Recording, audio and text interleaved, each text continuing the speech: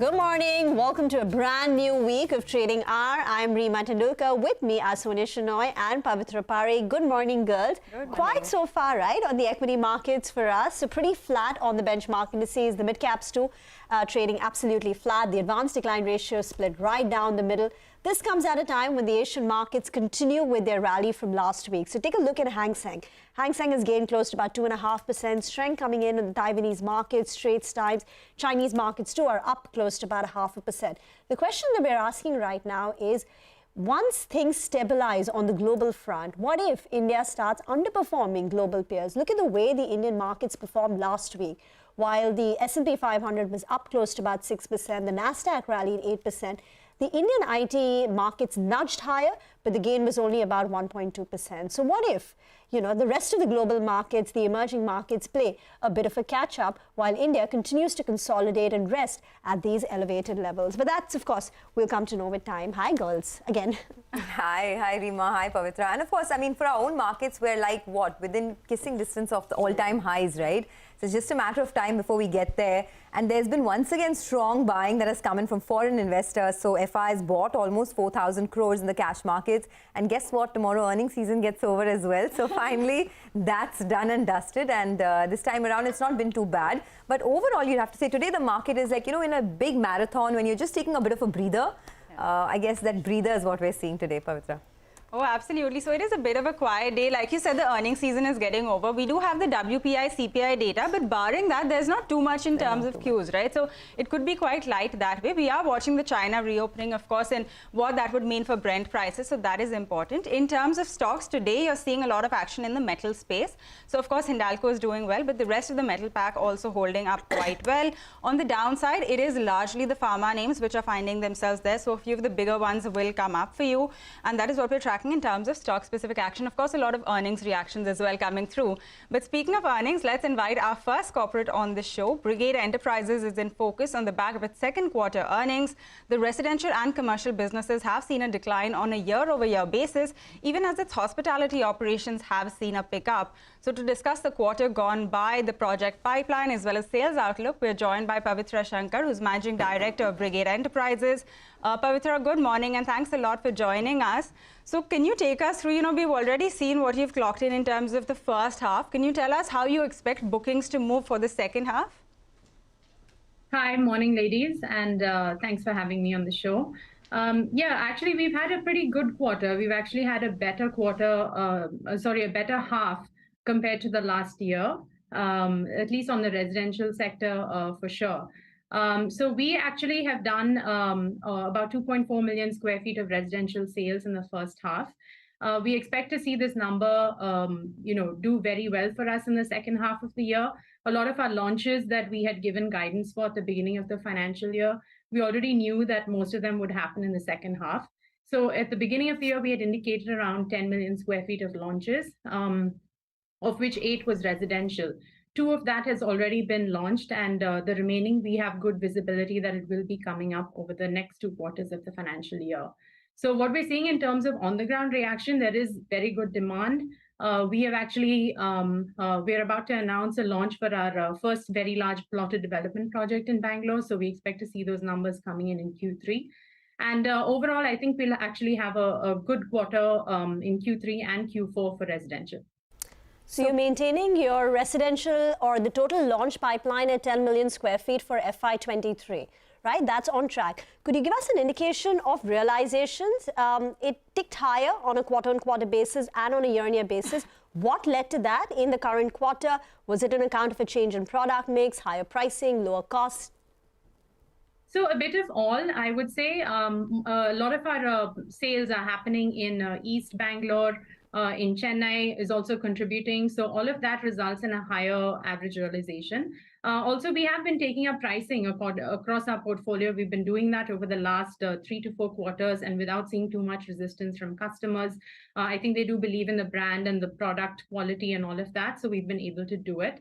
That said, I will say that once we start seeing our plotted projects rolling into the sales numbers, we will see that number come down a little bit.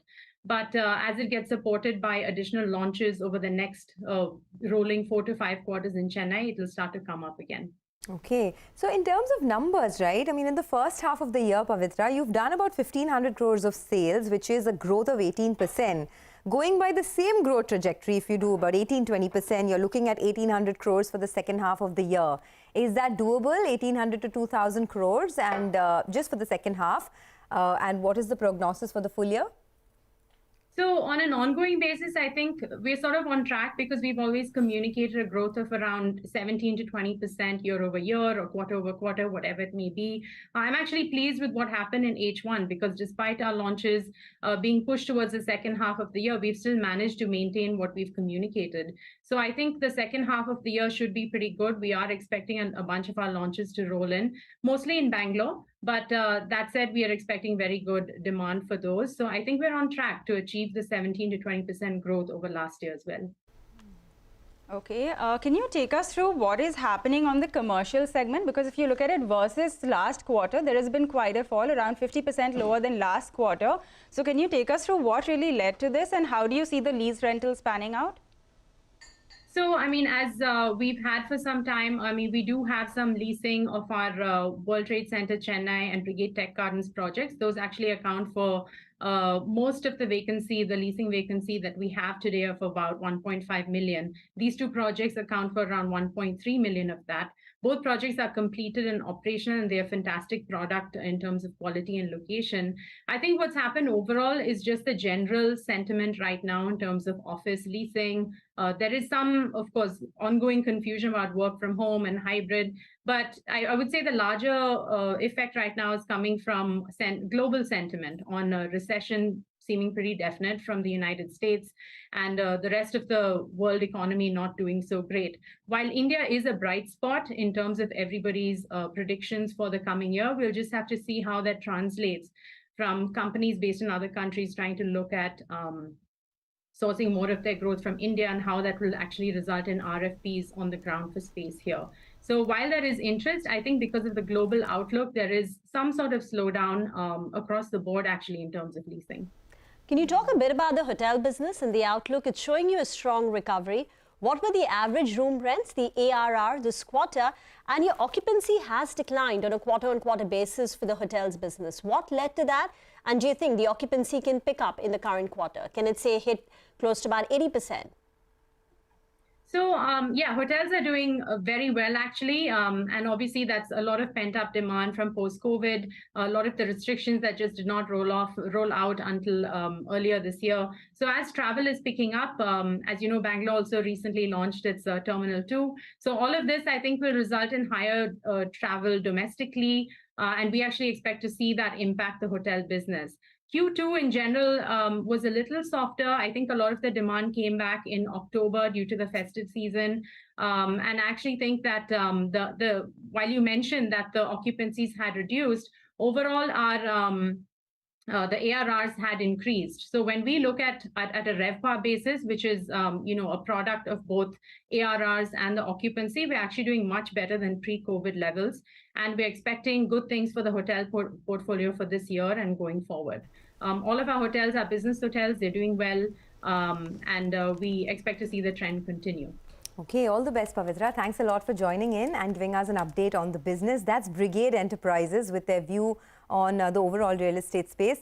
Let's do one thing. Let's take a quick break. When we come back, we'll discuss what's buzzing in the commodity space with Manisha Gupta. Stay with us. Welcome back. You're still tuned into Trading Hour on CNBC-TV18. And let's talk about the commodity space now. Manisha Gupta joins us, and today she's going to tell us what's going on with copper.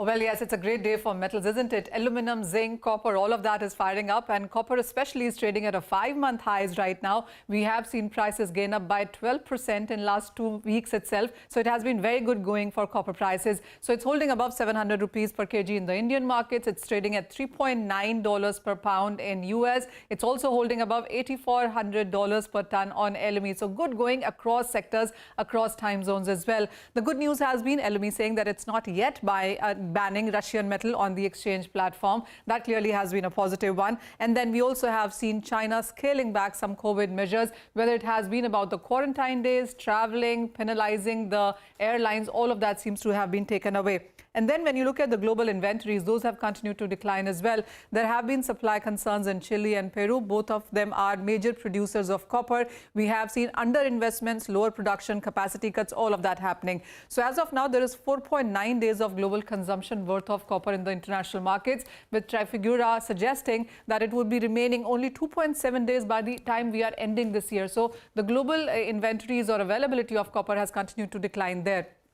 Markets also are looking at the kind of price move that you can see going forward. So whether it's about Citi, Macquarie or Goldman Sachs, they are warning of weak copper prices in the first half of 2023. They're expecting a recession in the developed world. They also are expecting higher inventories to be into the markets then and lower demand to just about continue. But they also are expecting the second half of 2023 actually to do better. Citi putting out a range of $3.63 per pound for copper, while Wood Mackenzie is talking about $5 as well.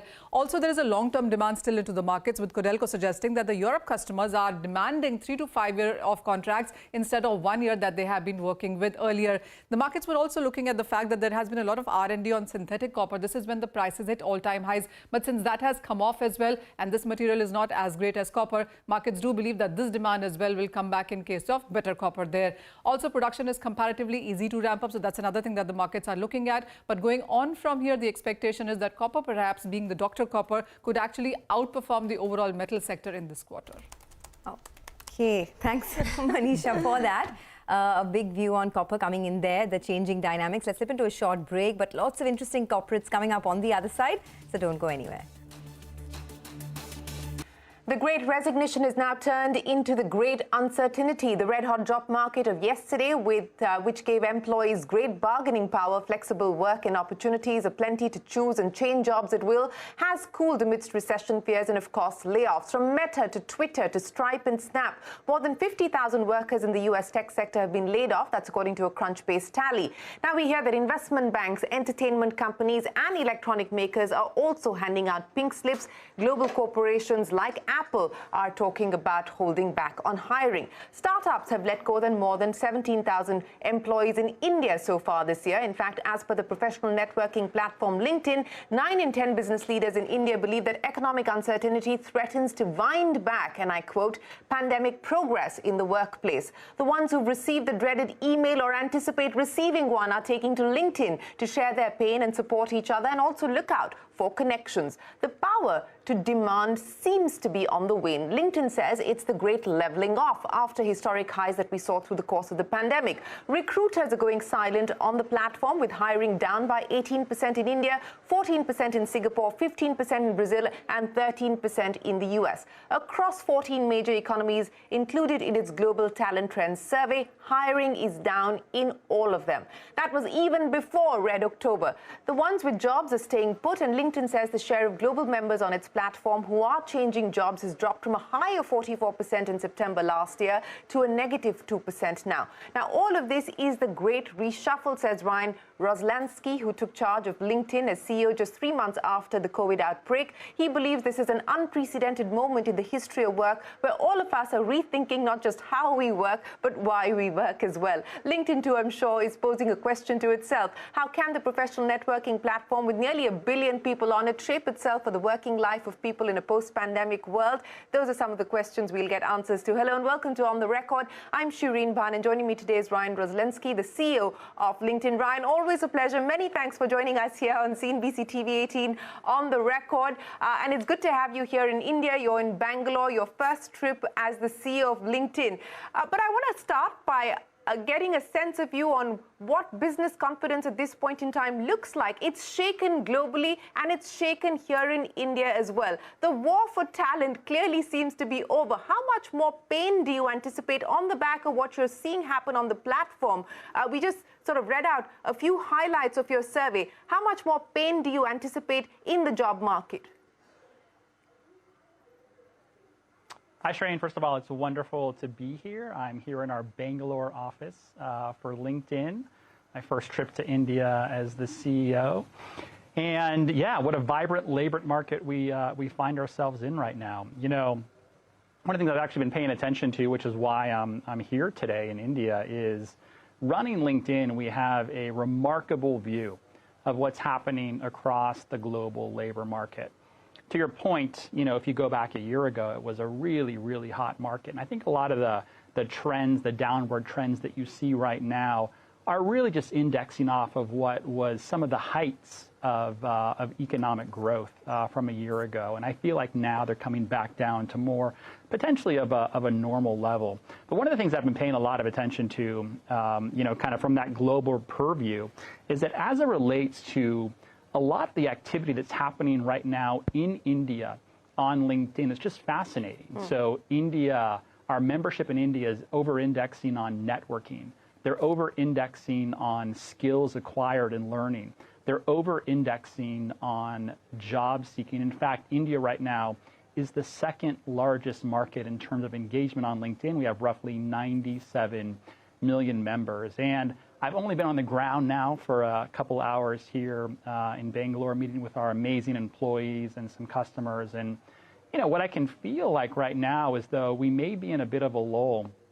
Where India sits in the next 10 years feel like it's really being decided right now. And this doesn't feel like a country which is just trying to create a playbook or figure out what to do, but a country that's actually really executing on a new path to economic growth. So I'm really excited to be here and just learn more in person. That's good to hear, Ryan. But what does that mean that in terms of LinkedIn's plans for India? You have a fairly large presence in Bengaluru. Are you planning to expand? Is this the right time for you to be able to do that, given the fact that India is strategically an important market for you? So what can we expect from LinkedIn for India specifically? Yeah, we're on a fiscal year calendar as a company, which means that we just ended our fiscal year as a company. We did a little bit north of $14 billion a year in revenue globally. That's growing about 17% year over year.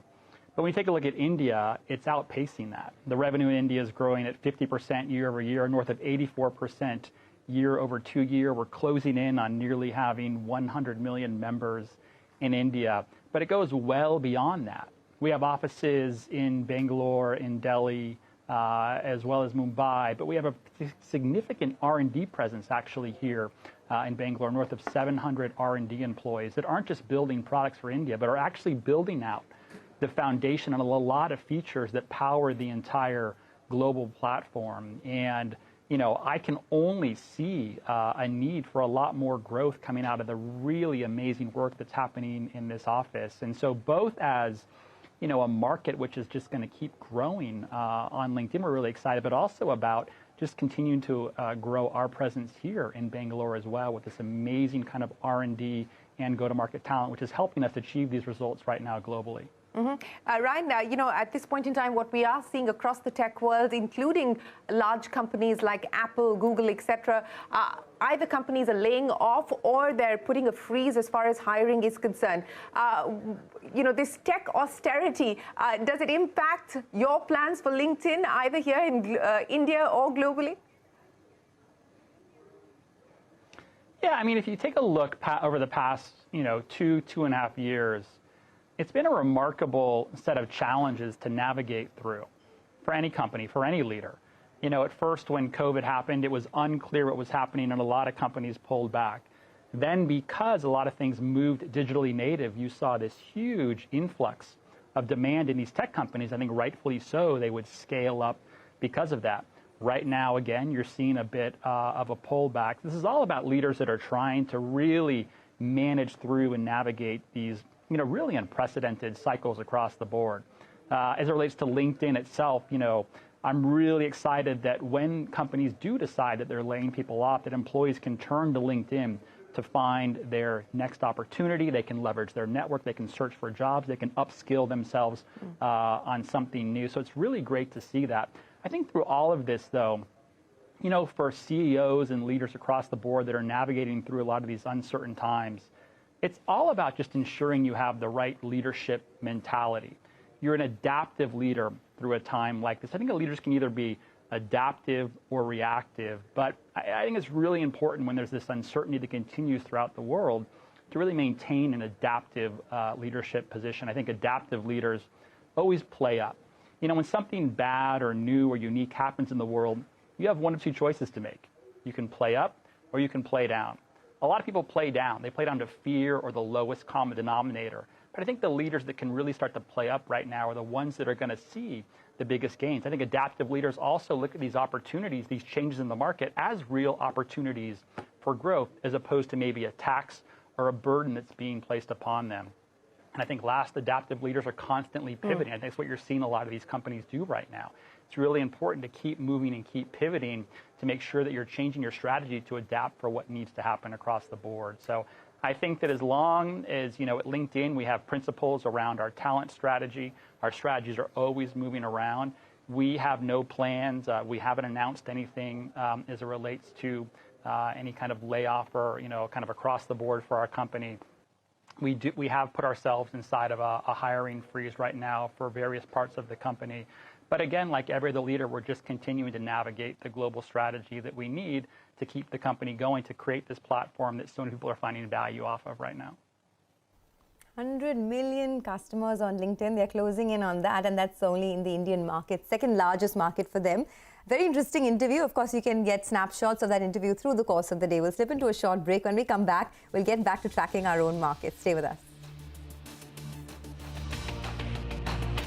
Welcome back. Turning our attention to the primary market now, the over 630 crore public issue of Keystone Realtors, formerly known as Rustomjee, has opened for subscription today. We're now joined by Boman Rustam Irani, the chairman and MD of Keystone Realtors. Thank you very much for joining in. This is Rima here. So you're looking to raise a maximum of 635 crore. Of that, 560 crore is a fresh issue, money which will go into the company. You've outlined in your RHP that 341 crore will be utilized to bring down your debt. Can you tell us what does your debt currently stand at? What is the eventual plan when it comes to debt? And when will you be able to bring your net debt to equity below 1x? So, hi, good morning, everybody. First of all, let me just say that we are in the trade known as Keystone Realtors, whereas our brand is Rustomjee. Our customers know us as Rustomjee. We've maintained this from the very start. It's never been changed. With regards to our debt as of last year, as of this year, it's a 900 crore secured debt that we have, of which 341.6, just to give you a full number, is being paid down. And this pay down is happening for a project which is completed or nearing completion, which will allow us to get all the free cash flows that come from that project. In effect, close to the amount that I'm raising is all going to be used for new projects itself.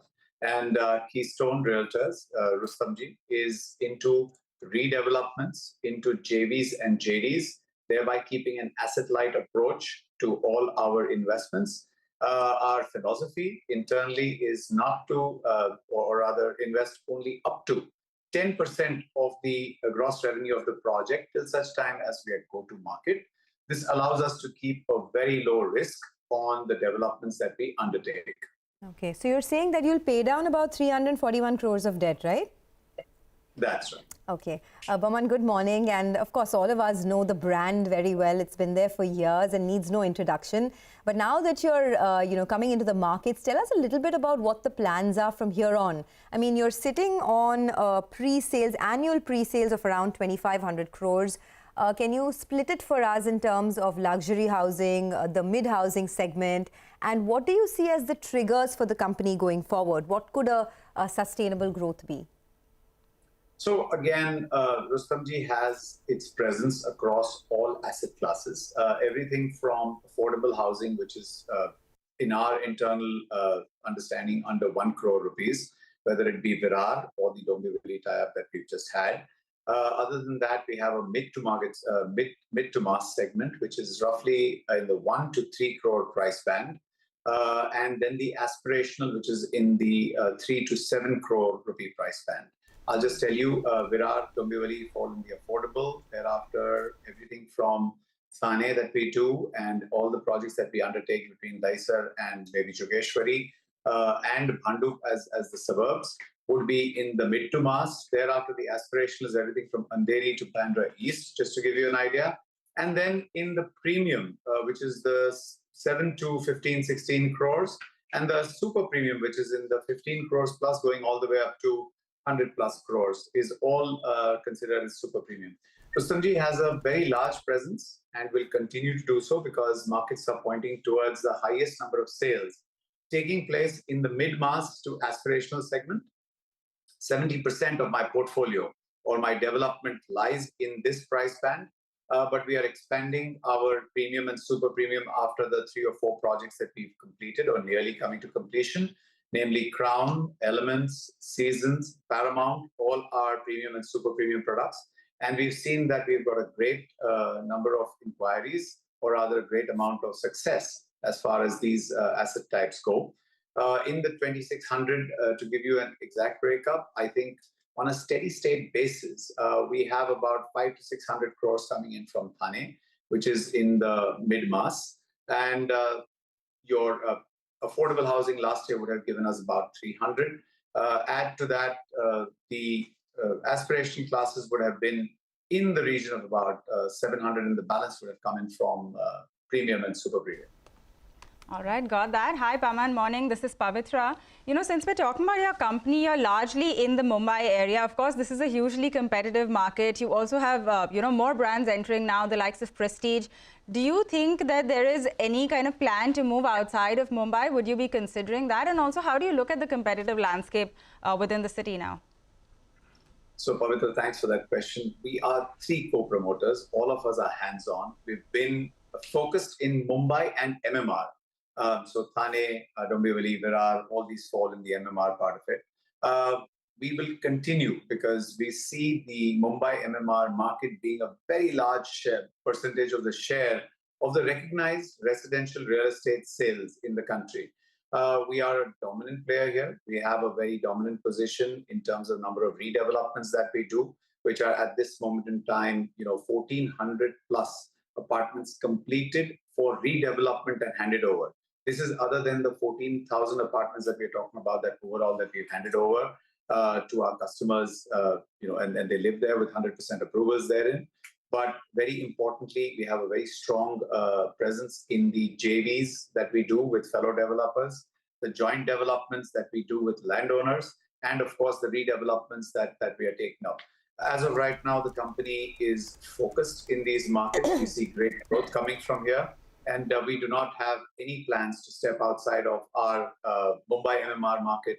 Once again, like I said, the coming in of all these larger brands from other geographies only strengthens our view that this is the market which has the maximum amount of interest. And we're very happy that more and more organized development happen out here, which will allow brands like us to compete, and competition always brings out the best.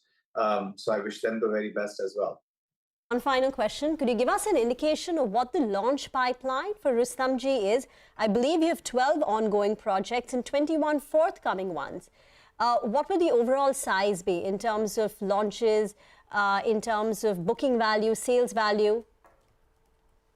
I'm not sure if I'm allowed to legally speak about that part, but let me give you an idea of what exactly we have ongoing. We have about 9.5 million square feet ongoing and about 24 million square feet in the to be launched projects.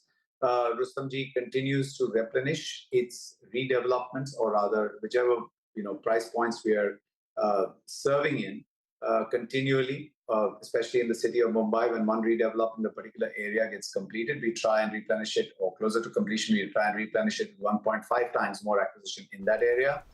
As I had mentioned, Thane and Virar continue to be steady state supplies. We've got enough and more happening out there for the next 8 to 9 years. And as far as the newer markets that we've added, Dombivli, it is primarily because we go wherever infrastructure carries on. And I don't mean only governmental infrastructure. I also mean in terms of the way industry infrastructure grows. And as we have seen, there's a huge amount of growth taking place in the Bhiwandi market with regards to warehousing, which will automatically lead to great growth in the Dombivli area.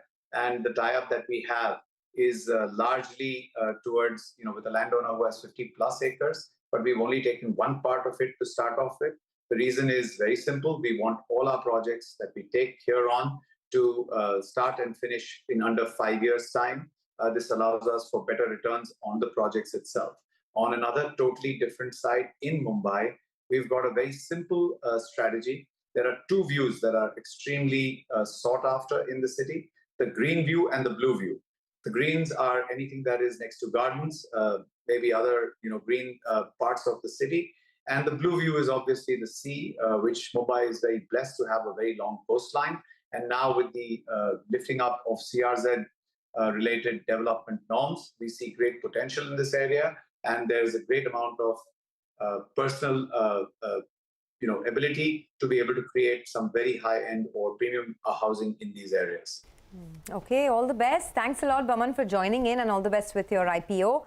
That is Keystone Realtors, popularly known as Rustomji, coming out with the IPO day one today. Let's take a short break. On the other hand, RVNL is in focus on the back of its Q2 numbers. We have Rajesh Prasad of the company who joins in. Stay tuned. Management's back-to-back on trading hours. So our next company joining in now is RVNL. It was a steady operational second quarter for the company. The margins improved both on a year-on-year and a sequential basis. The company was also declared as a successful bidder for a project in Maldives. To discuss the quarter gone by, the order book and the capex, we're joined by Rajesh Prasad, Director Operations at RVNL. Mr. Prasad, good morning and thanks for joining in. Just wanted to first ask you about, the profitability has gone up both sequentially as well as year on year. What is the target that you have for Q3 and Q4 in terms of margins? It is really wonderful to be connected with your esteemed TV channel. Namaskar, Rima Tendulkar ji, and most probably Pavitra ji is also there. So if you recall, we had basically this live show 3 months back. And during that time, we were talking about the share price of 30 rupees and then the market order, which we had bagged around 4,000 crores. And then the Q1 number had an increase by 20%. And during that time, I had said that the top line we are expecting is 21,000 crores plus, that is the turnover. And the bottom line, which I had said, is about the PAT is about 1,100 crores plus. Now, if you see the performance in Q2, again, the turnover has increased by 21%.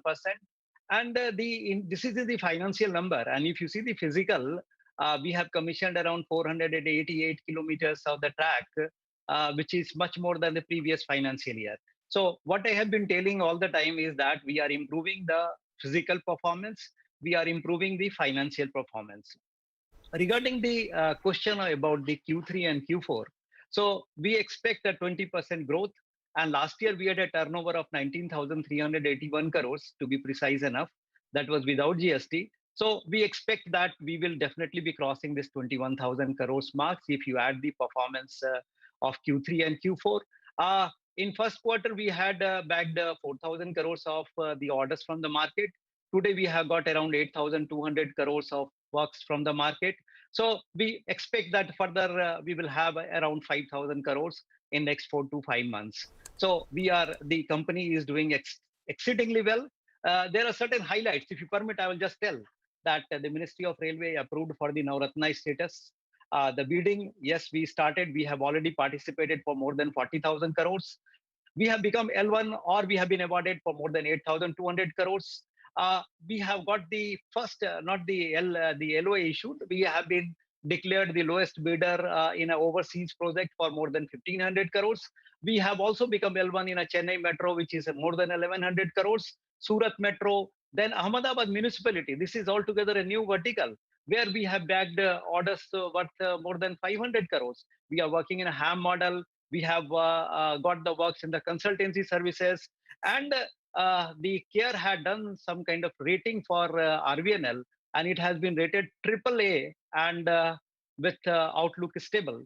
So what else I can tell to the viewers of this esteemed TV channel and then the shareholders that the share price has gone from 30 rupees to 52 plus. Today it is 52.5 plus.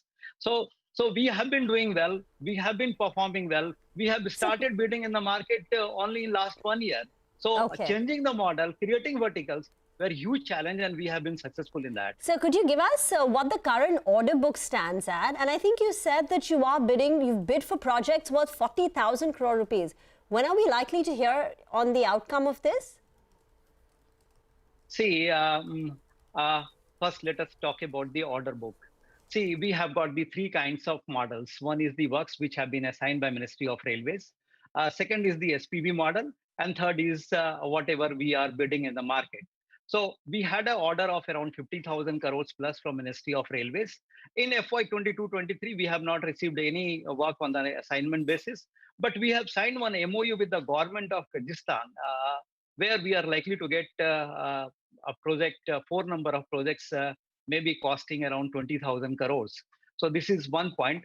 Then 40,000 crores out of 40,000 crores, we have either won or become L1 in 8,000 crores. So the strike rate is approximately 20%.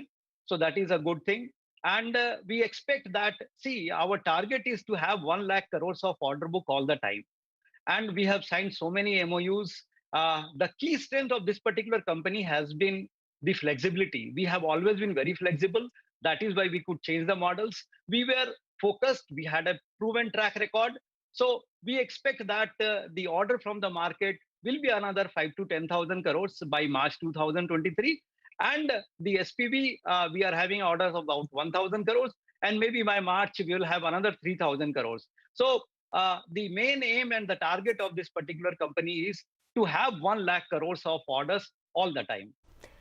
We'll have to leave it at that, sir. Out of time. But thank you very much for joining us today. That's RVNL for you, up 30% in the last 1 month and 70% in the last 3 months. Get into a break. We'll get you more on the earnings front. V-Mart Retail CFO Anand Agarwal will be joining in to discuss the way forward. Welcome back. You're still tuned into Trading Hour, and we have the last few days of the earnings coming through. So let's talk about V-Mart Retail. The company delivered a weak performance in the second quarter. If you look at it on a sequential basis, on a year-over-year basis, of course, it looks quite strong because of the low base. Now, the retailer did add around 16 stores during the quarter, and the same store sales growth has come in at around 10%. Anand Agarwal, who's CFO of V-Mart Retail, joins us now to discuss the quarter gone by as well as what we can expect going forward. Anand, good morning and thanks a lot for joining us. This is Pavitra. You know, first I want to ask you on your margins, which have seen a contraction to around 11%. Do you think the worst of this is done and it will only trend higher from here, or are you still facing more, price-related challenges which are hitting the margin? Well, thank you, Pavitra. I think the margins have actually improved year on year, and they have actually also improved from pre-COVID levels at around 11% in quarter two. Typically, quarter two is not a very strong quarter, owing to the weakness around EOSS or end of season sales, which we are not very strong in. We are a honest price, full price fashion value retailer, and typically our sales peak during quarter one and quarter three. Quarter two remains slightly weak. Despite that, the margins have actually been improving, from 3% pre-COVID levels to around 6% last year to around 11% this year. Will we be back to 15 next quarter then? Yes, definitely. Quarter three should be much better. And quarter three historically is a very strong quarter for a retailer like us. Okay, it's a strong quarter. Quarter four. Can you tell us what is the same-store sales growth outlook for the full year, right? Because, I mean, adjusted to all of this, the weakness in the quarter, etc., what are you looking at by the end of the year? And for FY24, any guidance? Not really a guidance, but definitely if I look at the overall performance, versus last year, the same-store sales growth will definitely be in a positive territory. It should be around 10% plus. But given the fact that last year was still impacted by a bit of COVID, internally we do compare ourselves with pre-COVID levels, and thereby we are seeing still some contraction or not at full level performance versus pre-COVID levels. But if I look at versus last year, definitely we should be in the positive territory, upwards of 10% for the full year. What's the gap between the growth rates compared to pre-COVID levels? So actually, at a total level, our sales has increased by around 50% year on year, and versus pre-COVID levels, it has increased by 61%. But this also includes a small addition in base of the new unlimited stores that we acquired in South India in last year. So that adds to the overall kitty, and thereby a small difference in the overall top line growth. But as on a on a like-to-like basis, the growth still is at 10% on a company level. Okay, we will end on that note. Thanks a lot for joining in and all the best. By the way, the market is absolutely quiet. Nothing much has happened in the last 1 hour, except that Fortis Healthcare is zooming. That stock is up 9%. So we'll just leave you with the chart of Fortis and we will wrap up with trading hour. Stay tuned though, halftime report is coming up next in just minutes from now to take all the action forward.